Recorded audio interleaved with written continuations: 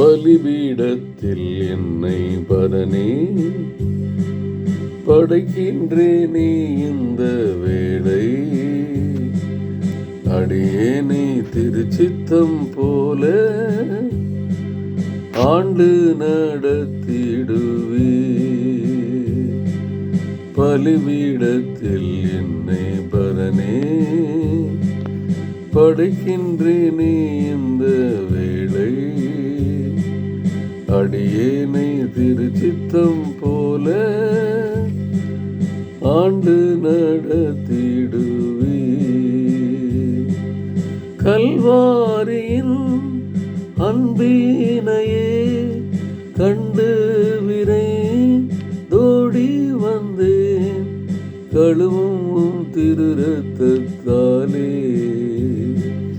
கரை நீங்க இருதயத்தை.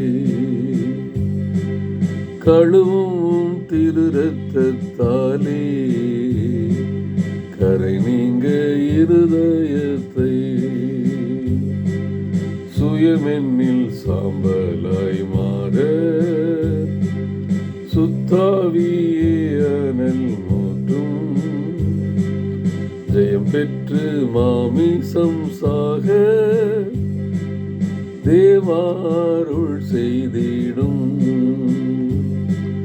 கல்வாரியில் அன்பினையே கண்டு விரைந்தோடி வந்து கழுவும் திரு ரத்தத்தாலே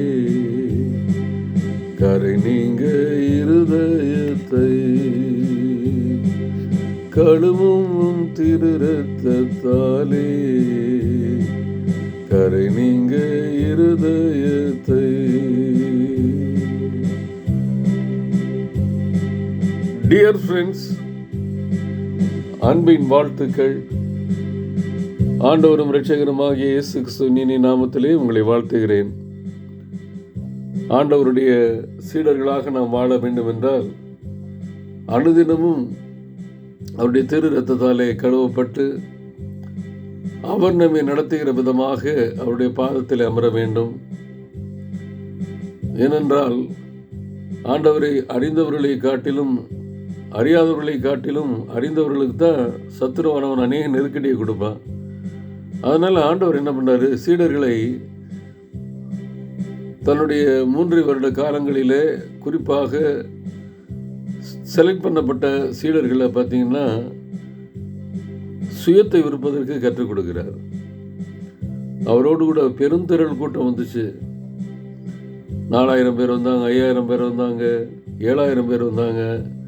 அவரெல்லாம் சாப்பிடலன்னு சொல்லும்போது கரிசனையோடு கூட ஆண்டவர் சாப்பிட்றதுக்கு ஏற்பாடு பண்ணி கொடுக்குறாரு. ஆனால் தன்னோடு கூட உடன் உறங்கி உடன் வாழுகின்ற அந்த 12 சீடர்களுக்கு ஆண்டவர் அந்த கரிசனை காமிக்கலை. ஒருவேளை கரிசனையற்றவராக இருக்கிறாரா நினைக்கலாம்.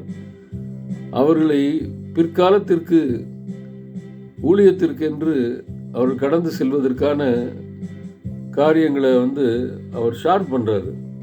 அவருடைய சுயத்தை வெறுத்து சுகபோகங்களை வெறுத்தா தான் தன்னுடைய தன்னை போல் அந்த ஊழியத்தை செய்ய முடியுங்கிறதுனால அவங்கள டெஸ்ட் பண்ணுற காலமாக அந்த காலத்தை வைத்திருந்தார்.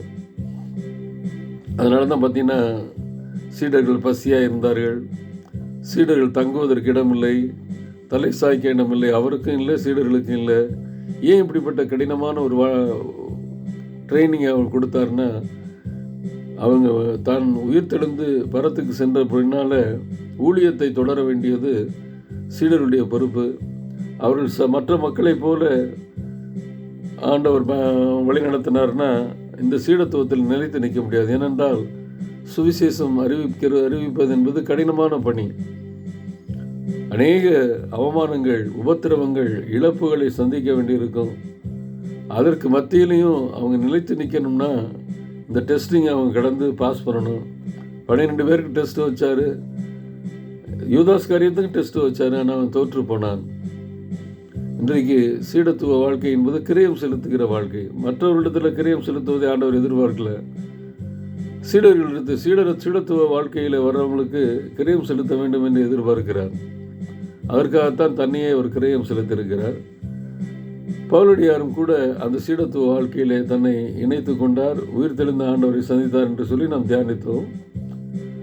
அவர் நித்தமும் தன்னை ஆண்டவருடைய பாதத்தில் வைத்து சீர்படுத்தி கொண்டிருந்தார். வேதனை உண்டாக்கும் வழி என்னிடத்தில் இருக்கிறதா அப்படின்னு சங்கீதக்காரன் கேட்கறது போல அனுதினமும் கேட்டு, அப்படி ஏதாவது ஒரு காரியத்தை செஞ்சிருந்தேன்னா என்னை பரிசுத்தப்படுத்தும் என்று ஆண்டவருடைய பாதத்தில் அமர்ந்து புதுப்பித்து கொண்டு தொடர்ந்து பணி செய்கிறதை பார்க்கணும். அதைத்தான் 1 கொரிந்தியர் 9ஆம் அதிகாரத்தில் முழுவதும் தியானித்தோம். இறுதி பகுதியில் அவர் சொல்றாரு, அழிவுள்ள கிரீடத்தை பெறுவதற்கு உலகத்தினுடைய ஓட்டக்காரர்கள் அத்லெட்ஸ்லாம் எவ்வளவு தங்களை ஒடுக்குறாங்க, அழிவில்லாத கிரீடத்தை பெறுகிற நானும் நீங்களும் எந்த அளவுக்கு சரீரத்தை ஒடுக்க வேண்டும் அப்படிங்கிறத கம்பேர் பண்ணுறாரு. அதனால தான் நிச்சயம் இல்லாதவன் நான் ஓட மாட்டேன், ஆகாயத்தை அடிக்கிறவன் நான் சிலம்பம் பண்ண மாட்டேன், மற்றவர்களுக்கு பிரசங்கம் பண்ணுகிற நான் ஆகாதவனாய் போகாதபடிக்கு என் சரீரத்தை ஒடுக்கி கீழ்ப்படுத்துகிறேன். ஆண்டவர் சீடர்களை அனுப்பும் பொழுது பணப்பை மற்ற சாப்பாடு இதெல்லாம் வச்சு அனுப்பலை, ஒன்றுமே இல்லாமல் தான் அனுப்புகிறாரு. கடினமான பணி, அந்த கடினமான பணியில் நிலைத்திருக்கணும்னா சரீரத்தை ஒடுக்கி கீழ்ப்படுத்த வேண்டும் என்று சொல்லிவிட்டு அவர் சொல்கிறாரு. அப்போஸ்தலர் 1 கொரிந்தியர் 10ஆம் அதிகாரத்தில் அவர் இப்படி இருக்கிற 12ஆவது வசனத்தில் சொல்கிறாரு, இப்படி இருக்க தன்னை நிற்கிறேன் என்று எண்ணுகிறவன் விழாதபடிக்கு எச்சரிக்கையாக இருக்கிறவன். அப்போ ஊழிய பாதை என்பது போராட்டம் நிறைந்தது. ஆண்டவரை அறியாதவர்களை காட்டிலும் அறிந்தவர்களுக்கு சத்துருவானவன் டெய்லி ஏதாவது தாக்குதலை கொடுத்துக்கிட்டே இருப்பான். நாட்டினுடைய எல்லை பகுதியில் இருக்கிறவனுக்கு தான் அடி விழுகும், வெப்பனை தூக்கிட்டு தீவிரவாதிகளை எதிர்க்கிறவனுக்கு தான் திருப்பி அடி விழுகும், சும்மா உட்காந்துருக்கவனுக்கு யாருமே கண்டுக்க மாட்டான். கால்பந்து விளையாடும் பொழுது பால் எடுத்துக்கொண்டு கோல் போடணும்னு சொல்லி முயற்சிக்கிறவனுக்கு தான் கால் மிதிக்கப்படும். அப்போ ஊழிய பாதையில் அப்படி தான் சத்துருவை எதிர்த்து போராடுகிற இந்த ஊழிய பாதையில் போராடும் பொழுது, சீடத்துவ வாழ்க்கை வாழும் பொழுது சத்துருவானவனுடைய எதிர்ப்புகள் அனுதினம் இருக்கும். இப்போ நிற்கிறேன் என்று சொல்லி நினைத்து கொண்டிருக்கிறான், விழுந்து விடாதபடி நித்தமும் அவருடைய பாதத்தில் அமர்ந்து புது பலனை பெற்றுக்கொள்ள வேண்டும். பவுலடியார் சொல்கிறாரு, என் சரீரத்தை ஒடுக்கினேன், ஏனென்றால் அவர் சரீரத்தை பிற்க கொடுத்த ஆண்டவர், அவர் இரத்தத்தை பானம் பண்ண கொடுத்த ஆண்டவர், அப்படிப்பட்ட விருந்து எனக்கு படைத்திருக்கிறார். நானும் அவருக்கு திருப்பி செலுத்த வேண்டும் என்றால் நான் நிச்சயம் இல்லாதவனாக ஓட மாட்டேன், ஆகாயத்தை வெறுமனே சிலம்பம் பண்ணுகிறவனாக காணப்பட மாட்டேன், அவர் நியமித்த ஓட்டத்தில் சரியாக ஓடுவேன், அவர் என்னை நித்தம் நடத்தி என்னை திருப்தியாக்குவார். அந்த உணர்வோடு கூட தொடர்ந்து பணி செய்வோம். பணியிலே, மிஷனரி பணியிலே சோர்வு, பலவீனங்கள், இயலாமைகள் இதெல்லாம் வரும்பொழுது என் இயலாமையிலே கிரகிக்க முடியாத அதிசயங்களை செய்கிற ஆண்டவர் என்னோடு இருக்கிறாருங்கிறத உணர்ந்து தொடர்ந்து பணியை நிறைவேற்றுங்கள். உங்களுக்காக ஜெபிக்கிற ஒரு பெருந்திரள் கூட்டம் இருக்கிறது.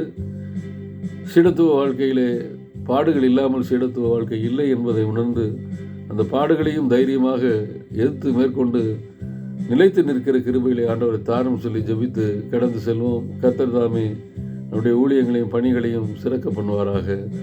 ஆமென்.